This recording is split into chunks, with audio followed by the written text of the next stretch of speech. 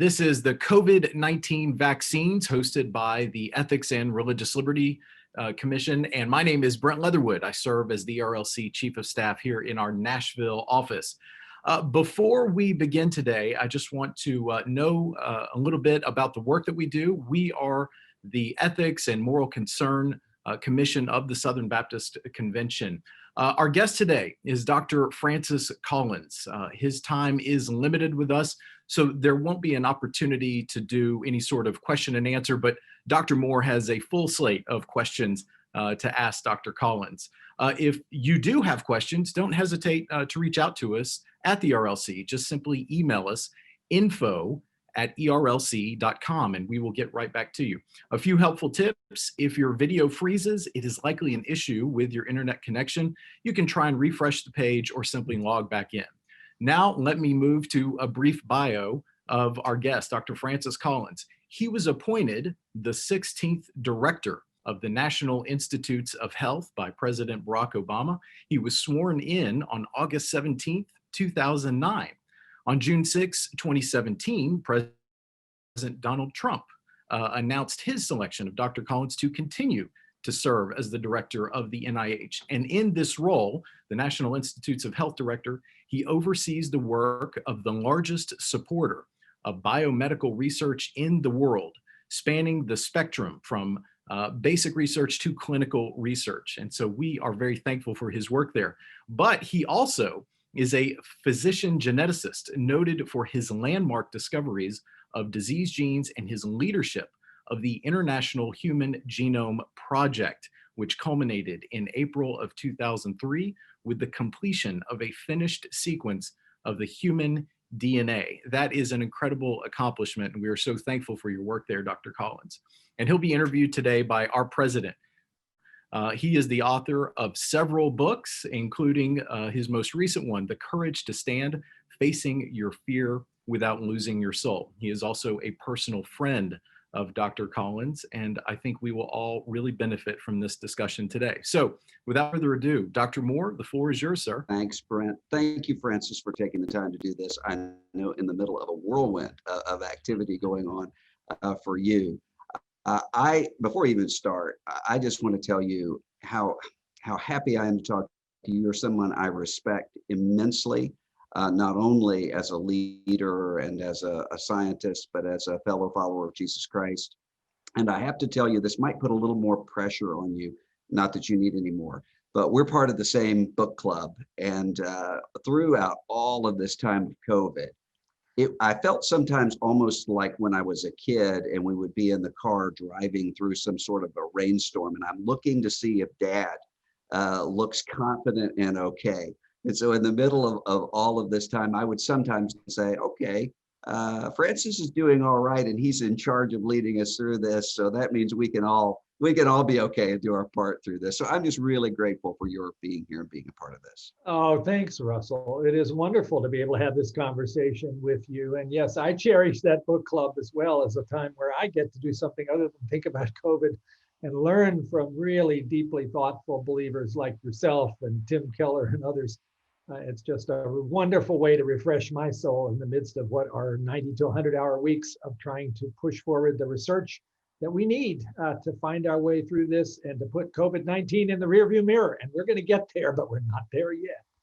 Well, with the news about the vaccines, I think there are some people who assume this is kind of like a movie where we've had the pandemic, the vaccine is here, the cure is here, it's over. And so we have sort of a VJ Day type of celebration in Times Square and move on.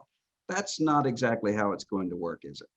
No, it won't happen overnight. The good news is that help is on the way. The vaccines, which have been now put together and tested rigorously at a timetable that's never been achieved before, are close to the point of receiving approval in the United States for emergency use. Just let me say a word about how these vaccines work. This is this virus that we're trying to figure out how to get rid of. It has these spikes on the surface. These are proteins, and it's actually called a spike protein. And that's the part of the virus that the immune system recognizes, and if you got sick with this virus, the immune system would figure out most of the time how to get you better by raising antibodies against those spikes. The vaccine aims to give you the chance to raise those antibodies without having to get sick. And so basically, doesn't give you the whole virus. There's no risk the vaccine is actually going to cause COVID-19, but it will make a little bit of that spike protein. The ones that are currently being closest to approval allow you to make that protein in your muscle after an injection in your arm. And then the immune system goes to town and builds the defenses that you will need. And if in the future, then you encounter the real virus, the immune system is all primed and ready to go and says, oh, no, you don't. That's the strategy. The strategy looks as if for this virus, it's going to be pretty effective. None of us really knew with this particular virus, which we hadn't seen before, would this kind of strategy give you a high level of effectiveness? We kind of held our breath as we went from phase 1 to phase 2 to phase 3. And then for the two vaccines that are furthest along, Pfizer and Moderna, we were delighted, thrilled, amazed to see that it looked like the effectiveness was about 95%. That is so much better than what you could expect to see with a new illness of this sort. And the safety looks really good as well in 30,000 people for each of those that have had this and who have volunteered for these trials. So we're on a very good path. And the other thing that was done, Russell, was in order to try to speed up the process of saving lives, is that we've started through something called Operation Warp Speed to manufacture tens of millions of doses of these vaccines, even before we knew if they were going to work. If they hadn't worked, we'd had to throw those doses out. But fortunately, they're there so that if, as expected, these two vaccines get US approval later this month, we can start immunizing people immediately the next day with about 40 million doses that are already ready to go. Now, one trick here is these vaccines are not a single injection. There's an injection and then a month later, there's a second injection, sort of like a booster to really rev up that immune system to give you the best protection. So 40 million doses means 20 million people. And you might have noticed just a couple of days ago, the CDC's advisory committee recommended that these go first to the highest risk people, namely healthcare providers who are in harm's way by taking care of patients who are sick with COVID, and also elderly, high risk individuals in nursing homes and assisted living facilities. They'll be first in line, and they should be. And then over the coming months, as more vaccine gets produced, we will figure out how to get this ultimately to all Americans who are ready to accept it. And that's something we probably need to talk about, because if we don't see wide acceptance, the potential here of this to drive this vaccine out of our experience could be muted or maybe even fail altogether. We need to figure out how to get most of the country immune. Well, let's talk about that. Maybe some of the reasons that people might be nervous. And I'm not talking about the conspiracy theorists that would be posting somewhere out on social media. I'm just talking about a regular person who says, I don't know a lot about science, but I'm wondering, we have Operation Warp Speed. Even the language could cause somebody to be a little nervous to say, well, how do we know that this is going to be safe for me to take? How do I know that? I turn on the television and there are personal injury attorneys saying, if you took such and such diet pill back in the 1990s, then we can help you get a check. How do I know that something bad isn't going to happen to me or my family with the vaccine? What would you say to reassure those people? Well, here's a great opportunity for Christians to say, let's really look at the truth of the situation and evaluate what the evidence demonstrates for and against the idea that this is something I'd want to take advantage of myself. There's an awful lot of information floating around, particularly in social media, that frankly doesn't represent truth. It represents some certain degree of fear and anxiety and some just frank conspiracies that are pretty outrageous. I guess I come back to Philippians 4, brothers and sisters, whatever is true, whatever is noble, whatever is right, whatever is pure, whatever is lovely, whatever is admirable, if anything is excellent or praiseworthy, think about such things. That would apply really well right here. So whatever is true. And this is where we are making every effort, and I'm very much engaged in this effort to be as transparent as possible. There will be on December 10th a public meeting to discuss the Pfizer vaccine with all of the details out there about safety and efficacy. A week later, a similar public meeting about the Moderna vaccine. People who really want to see the data, it's all going to be there. And that would be the place to go if you're trying to size up what's the evidence for and against. And again, the warp speed name probably was not the greatest choice. It was supposed to inspire people that we're not just, doing this slow and bureaucratic. We're really doing this in an unprecedented timetable, which is true. But it may have also conveyed that we're cutting corners. I want to assure you, as a scientist, as a physician, as a researcher who's been in the middle of all of this since January, we have done nothing to compromise in even the smallest way the safety or the efficacy standards for these vaccines. What we've done is to figure out how to get rid of some of the dead time that normally means it takes 8 years to develop a vaccine, and to do it instead in 10 months. But the rigor involved, if anything, has been escalated to an even higher level than has been applied to vaccines before. In the past, usually a trial for a vaccine was maybe 4,000 or 5,000 people. And these are all at least 30,000 people. So you're really looking for any hint, something that didn't go right. So if the FDA in their conclusions in just a couple of weeks say these are safe and effective, that's because the data says they're safe and effective. So I hope that will be more important in people's view than a lot of the rumors that have been flying around, some of which have unfortunately been made worse by political considerations and timetables that were based on elections as opposed to science. We will not let those things get in the way. This has got to be done right.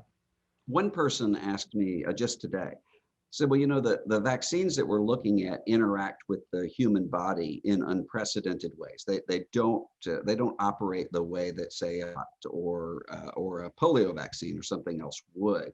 And so, since it's so unprecedented in this person's estimation, how do we know what it's going to do? Is that really the case? Is this dramatically different from the other sorts of vaccines that we've seen? I would not say dramatically different. It's a more efficient way to be able to take the first information you have about a virus and design a vaccine. So back in January, when the Chinese published the letters of the DNA code of this virus, SARS-CoV-2, it was possible the next day to begin designing a vaccine for that. The idea here is, again, we're trying to figure out how to raise antibodies against these spike proteins. Proteins in your body and in every living organism are coded for by DNA and then by RNA, and then the RNA gets translated into the protein. This was an approach where basically your vaccine is the RNA that codes for this spike protein. You inject that into the muscle goes, oh, that's RNA, I know what that is, and it makes the spike protein, and then the immune system sees it. The RNA lives a very short time in your body. It is quickly degraded because RNA has a very short half-life. So there's no residual of what you've been injected with beyond probably a few hours. So while this is a new approach to vaccines that offers this considerable advantage of speed, and one could say, well, we don't have 20 years of experience with it. The evidence so far with tens of thousands of people who've received this is that side effects seem to be pretty similar to what you get with other vaccines, and there don't seem to be any unexpected longer term issues. And these trials have been observed now for at least 2 months, and that's usually if there's going to be a problem when you see it. And so again, I'm a scientist. I want to be absolutely clear. This is a new approach, but from everything we know, there's no reason to think that these should be any more or less safe than vaccines that are designed in other ways. And no metals that interact with 5G towers and implant ways that people can know where you are and track you. No, and Bill Gates has not convinced us to put microchips into the syringes. I still think there are people who have heard that and think maybe it could be true. I really want to assure people these are wild, crazy ideas. Whatever is true, whatever is noble, whatever is right, chips from Bill Gates, not in that list. Well, and what's so dangerous about those things is not so much that people will believe them as it is, a pastor in a local church can have people going around and saying, well, I'm just really concerned about Pastor so-and-so about this and this and this and this. And the cumulative effect sometimes can lead people to just say, well, I don't know about Pastor so-and-so. People have concerns. And that really can harm someone's life and ministry. How much more so Yeah. when we're dealing with this sort of question that has to do with people's lives. So, what would you say if you were a lot of pastors and Christian leaders are going to have people coming up and saying, well, I don't know, I'm really concerned that the vaccine's trying to take our freedom away, or the vaccine's going to be harmful, or as some people are concerned, well, maybe taking the vaccine compromises my pro-life convictions because maybe there's it's resting on research that's been done as a result of abortions. So how do I think through all of this? What would you say to a leader or a pastor who's trying to help people think these things through, but isn't an expert on science and so forth? Oh, Russell, that's a really good question. And I do sympathize with people trying to sort this through with those concerns, which I certainly hear, and I'm sure pastors do in every church across this country and across the world. I think it's important to say there is no medical intervention that I know of that is absolutely without some kind of potential risk. That's just the nature of what we do. If you have cancer and you're going to get chemotherapy, you know that that can make you pretty sick, but it might also cure you. If you have diabetes and you need to take a pill for that, you can read that that pill has certain side effects that some people have. So for us to insist that a vaccine has to be 100% free of any possible risk wouldn't be reasonable. So what you try to do is to say, well, what's the evidence about whether that risk seems to be very significant or whether it seems to be very minimal? Right now, it looks minimal. And in terms of the benefits that you're trying to talk about, after all, look at where we are in our country. 280,000 people have lost their lives to this. About one person every minute is dying of COVID-19. Most of us know people now who have lost their lives because it is so rampant. And it's particularly rampant right now across the country in virtually every state, every small town, every rural area. Almost no area is spared. And we have the chance for this to end and not to go on. And it will, without some intervention like this, go on not just this year, but the year after, then year after that. And so if you're trying to size up benefits and risks, and if you believe that God gives us the opportunity to act as his agents to try to relieve suffering and death, then it seems like this is a pretty good balance of benefits and risks that you'd want to engage in and probably take advantage of yourself and roll up your sleeve. At least that's what I believe the case would argue.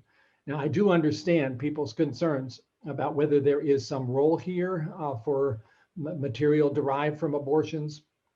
This is an issue that the Catholic Church has weighed in on, and other churches have as well. Let me be clear.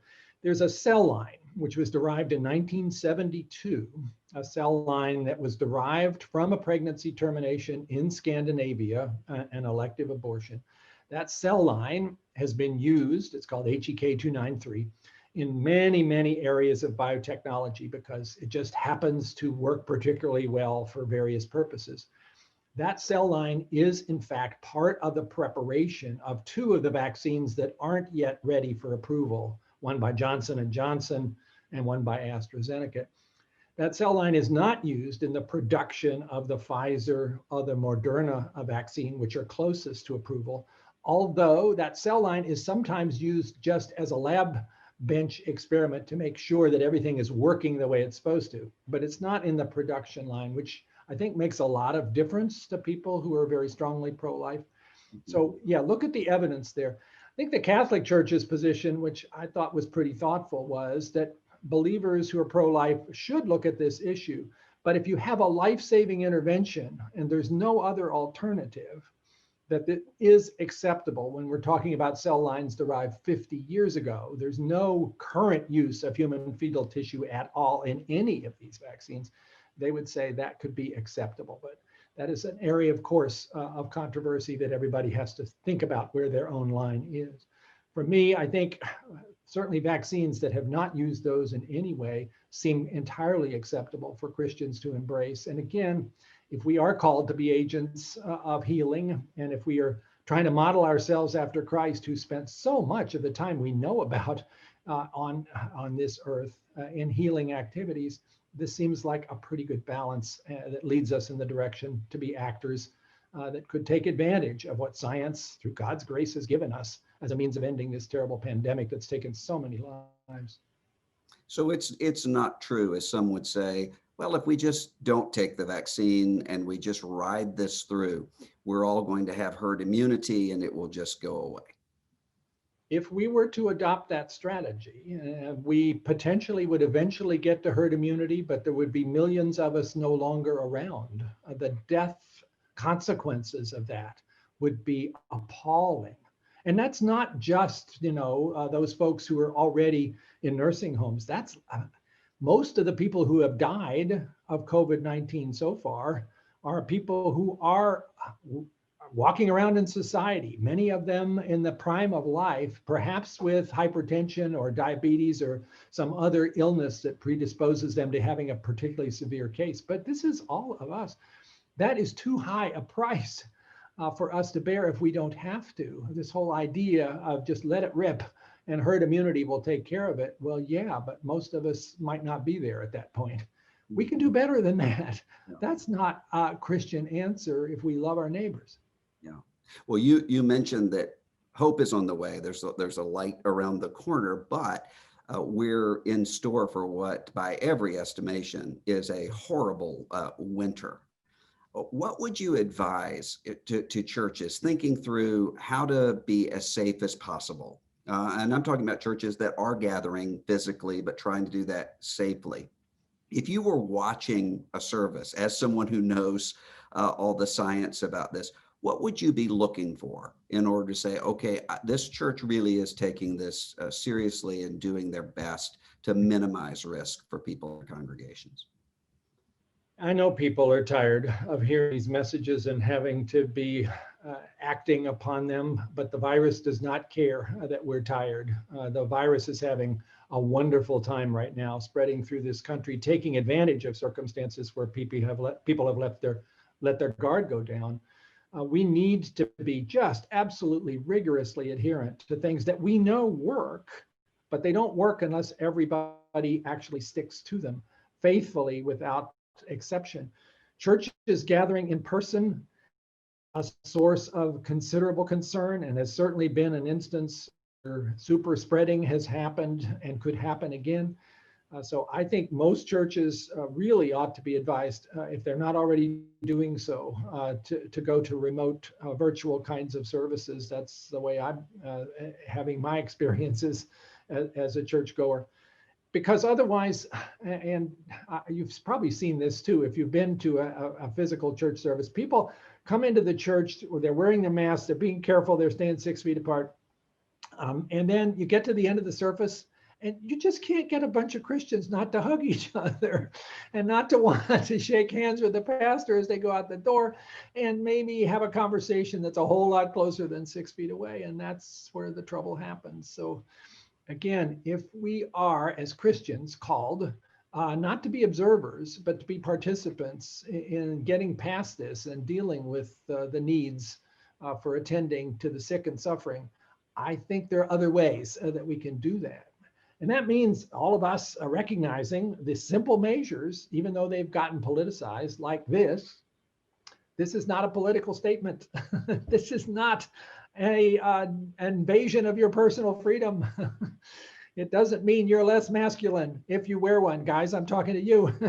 This is what it is. This is a life-saving medical device. Think about it that way. Just as we as a society have understood other situations where collectively we need to do things to protect ourselves and each other, like not drinking and driving, for instance, wearing a seatbelt, not smoking on an airplane. This is one of those things where basically for all of our good, we need to adopt common sense measures.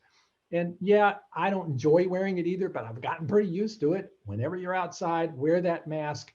Keep that 6 foot distance from everybody else. Don't gather indoors, particularly without masks. That's where the spreading events have been happening, particularly this fall, and I'm afraid may have happened over Thanksgiving and what were supposed to be happy family gatherings that may have spread out this virus instead. And of course, wash your hands every chance you get. Those are all simple measures. Maybe people are tired of hearing about the 3 W's, wear your mask, watch your distance, wash your hands. But getting that as a habit, not an exception, but a habit, is about the only way we're going to keep the current spike in illness from becoming maybe about the worst thing our country has seen in decades. We are on a terrible path here. There are over 100,000 people hospitalized right now. That's the largest number since this started, all from COVID-19. And that curve is going straight up. And the only way we can keep our friends and neighbors from being part of that is not to spread this around. And remember, when you put on that mask, you're protecting yourself a little bit from other people, but mostly you're protecting them from you. You are doing the altruistic, loving thing of saying, just in case I'm that asymptomatic carrier that feels fine, but is actually contagious, I'm going to protect those people from me. That sounds like a Christian action if I've ever heard one. Well, Francis, I know you're not a psychic, but suppose that the vaccine distribution, things go as well as we could imagine them going in terms of realistic scenarios. How long is this going to last? Are we going to be able to have vacation Bible school and big church youth camps this summer and big denominational gatherings and hymn sings and what have you? How long until we're back to more or less normal? And boy, wouldn't it be great to have all of those things back with us. I don't have a crystal ball. And some of this depends on the vaccines that are certainly still in the middle of trials, and we don't know if they're going to work. The first two look really good. There are 4 more vaccines right behind them. If those also work, that just means our manufacturing ability gets even better and we can get more doses available to more people quicker. At the current pace of things, I think by April, many of the high-risk individuals, people over 65, that would be me, people with chronic illnesses, certainly essential workers who we need to be out there in the workplace, keeping our society going, should have had a chance to get vaccinated. And by early summer, pretty much every American should have had this opportunity, with one exception that I'm not quite sure about, which is children. The trials that have been run have not involved children. That's usually done later after you make sure that there's no surprise safety problems. That will be getting started. I don't know exactly what the timetable will be for immunizing children, but we'll need to get to that too. I'm guardedly optimistic that by the summer, we may be able to have a vacation Bible school. We may be able to go to a baseball game and see it in real terms. And certainly by next fall, I'm hoping we can get back to things like normal schools and businesses, and our economy can get back on its feet.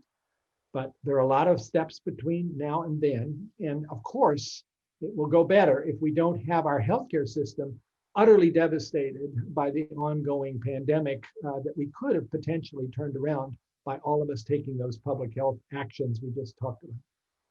Well, I need to let you go back to saving the world, but before I do, how can people be praying for you right now? Oh, that's very kind. I might also say, how can people do something themselves to participate? Let me just quickly give you a tip about that, and then, yeah, I'll answer your question.